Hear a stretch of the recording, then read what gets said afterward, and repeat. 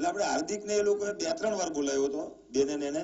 એટલે શું કરે, આવે ટેબલ પર બેસે ને થોડોક આમ બચપણું જેને કે ને કે એને પોતાને સેન્સ જ નથી, અને યા તો એવું લાગતું હતું કે આ કોઈના કહેવાથી આ કામ કરી રહ્યો છે કરીને.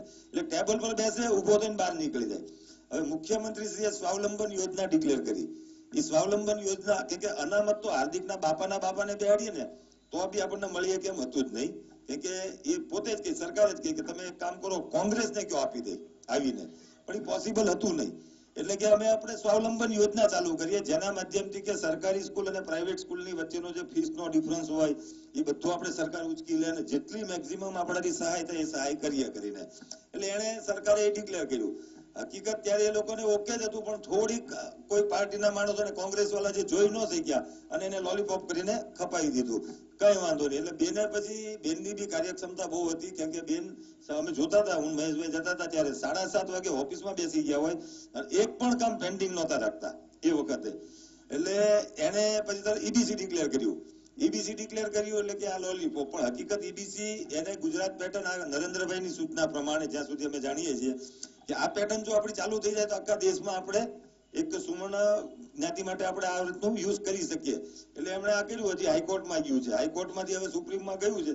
સપોઝ એમાં જો કઈ ડિસિઝન ન આવે તો એના માટે આપણે પછી આજે આપણે કરીએ છીએ તો હાર્દિક પાસે આનું કોઈ સ્ટેન્ડ જ નથી કે મારે સરકાર પાસેથી શું જોઈએ છે શું નથી જોતું કરીને.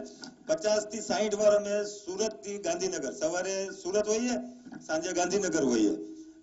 કાકાને ખ્યાલ છે મારા સ્વભાવની, આમ તો કે આપણા કુટુંબમાં કોઈ બીમાર પડ્યું હોય ને તો મારા પર્સનલ નેચરની વાત કરું છું, તો હોસ્પિટલ જવું હોય ને તો 2-3 દિવસમાં વિચાર કરું ક્યારે પોગીશ કરીને. ઓલા હાટું થઈને 3-3 કલાક જેલમાં દિવસમાં હું બેસતો કે ભાઈ બોલ, આ સમાજમાં ખોટા બધા ગેરમાર્ગે દોરાય છે, શું કરવું, અને સમાજ બદનામ થઈ રહ્યો છે. કેમ કે પોલીસ સ્ટેશનની અંદર બી આપણા વાળાની મને ઘણાની કમ્પ્લેનો આવતી હતી કે જાય તો ઓલો સામે વાળા કોઈ હોય, આ તો પાટીદાર ફાઇલ લઈને જાય તો કે આ પાટીદાર, એવી એક ખરાબ આપણી છબી બની ગઈ સરકારમાં. તો કીધું આનો આપણે તાત્કાલિક નિર્ણય લઈએ. એટલે અમે વળી હાર્દિક પાસે જઈએ. હાર્દિક આપણને એમ કે જો હું તો ભાજપ સાથે જ છું, મારે ભાજપનો કોઈ વિરોધ નથી, મારા બાપાએ ભાજપની ગાડી ચલાવતા હતા, આપણે તો સમાજનું થવું જોઈએ, સારું બોલ શું જોઈએ કે આ ઈબીસી નું કરાવી દો. ઓકે, હવે મારા બેલ કરાવી દો. હા, પછી પાછું કે એક બેલ તો કરાવો પણ એક કન્ડિશન, હું બહાર નીકળું એટલે મને ભારતીય જનતા પાર્ટીનો રાષ્ટ્રીય ઉપાધ્યક્ષ બીજેપીનો યુવા જે અનુરાગજી ઠાકુર હતા એ પોસ્ટ મને એમ કે અપાવવાની. મેં તો બહુ મોટી ડિમાન્ડ છે તારી ભાઈ, સારું આપણે વાત કરશું. પછી મને એમ કે ડેપ્યુટી સીએમ બનાવવાનું અને મારી એટલી ટિકિટો. મેં તું એટલી બધી ડિમાન્ડ કરે તો આપણે જનરલ વાત છે કે જીપીપી જે તે સમયે બન્યું હતું અને પાટીદારોએ બદનામી જ ભોગવી, શું થયું આપણે જે કંઈ કર્યું હોય. મેં આ બધી ડિમાન્ડો ન હોય હાર્દિક, તો કે ના મને આવી રીતનું કરવાનું. મેં હું સરકારને વાત કરીશ. પછી અમુક ફંડની વાત કરી અમારી પાસે, અને એ તો આજથી જ મેં ડિક્લેર કરવાનું ચાલુ કર્યું કે મેં એને ઘણું બધું ફંડ આપ્યું છે પર્સનલ, આપણું પોતાનું. એકવાર આ કામ પતતું હોય ને સમાજનું એક સારું થતું હોય તો કરીને મહેશભાઈ બી સાથે જતા. અને આ રીતના એને રોજે રોજ અમે લોકો સમજાવીએ, રોજ એની પાસે બેસીએ, વાત કરીએ, સીએમ ને મળીએ, વળી એની પાસે જઈએ.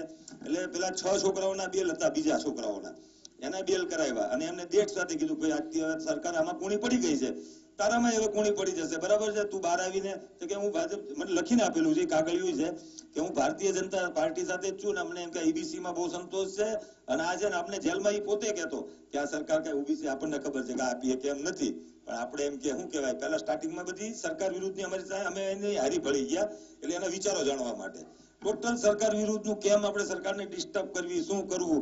ભાઈ આપણે કહીએ હાર્દિક તું યાર આ ઉપવાસ કરે છો, આપણને એમ કે મહેશભાઈ મુકેશભાઈ કામ કરો ને, મારા માટે યાર ટિફિનની વ્યવસ્થા કરાવો ને જેલમાં. કે જેલમાં જેટલા કેદી હોય ને એનું લીગલ ટિફિન જતું હોય નામ સાથે.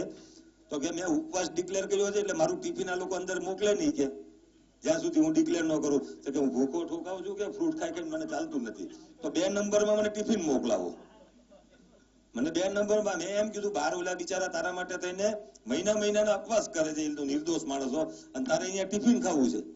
એટલે આ માણસની જે માનસિકતા છે